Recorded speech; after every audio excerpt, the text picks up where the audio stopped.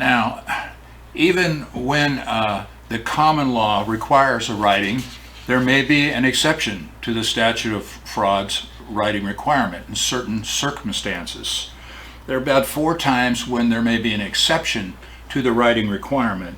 One is if you've already begun the contract and you've already partially performed the contract, and especially if the guy on the other side lets you partially perform the contract.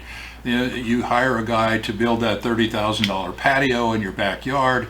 He does the first half of the patio, and then you get into some kind of disagreement with him and you say, I'm not going to pay, and not only that, but we don't have a writing, so I don't have to pay. Well, if you let him do part of the performance of the contract, that may take it outside of the writing requirement, and he may be able to recover at least the value of the work that he's done so far. Another one is an admission of the contract obligation. So remember, we did this example where I asked a guy to build a $30,000 patio in my backyard, but we didn't get a signed writing.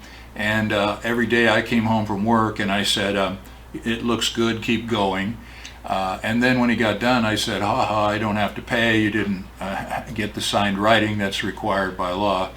And if at the time he came up to me and he said, okay, we're all done, that'll be $30,000. And I was standing there in front of him and also one of the neighbors, and I said, well, I know I owe you the $30,000. That's what I agreed to pay, but you didn't get a signed writing, so I'm not going to pay. I would have done an admission in front of another witness that I owe that money, and the admission might very well take it out of the writing requirement. And the third one is what is called promissory estoppel, and that is an equitable principle.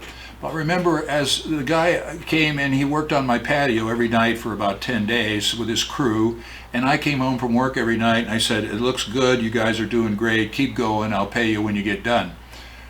If I promised that I was going to pay and I let them change their position to their detriment and to my benefit based upon my promise, then when they get done and do all that work for me, under an equitable theory, of course we already talked about the equitable theory of unjust enrichment, and we talked about the equitable theory of quantum meruit, at least the value of the thing given.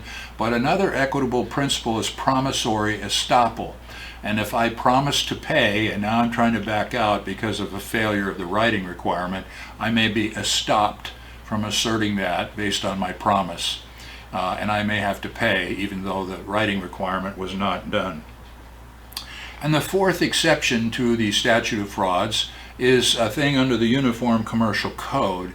And it said 2 things. It said, if I order from you custom-made goods, like I order 10,000 bicycle frames, or let's say I order 100 bicycle frames that I need to have gold-plated because they're to celebrate the 100th anniversary of a bicycle company.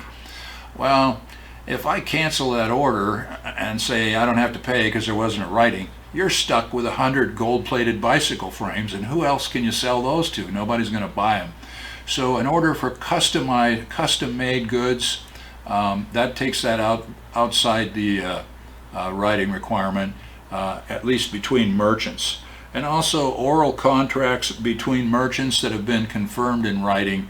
I call up and say I want 10,000 bicycle frames at $30 a frame, and you say, okay, I'll ship them, and one of us sends a confirmation of that order. The order confirmation may be enough as between merchants under the Uniform Commercial Code.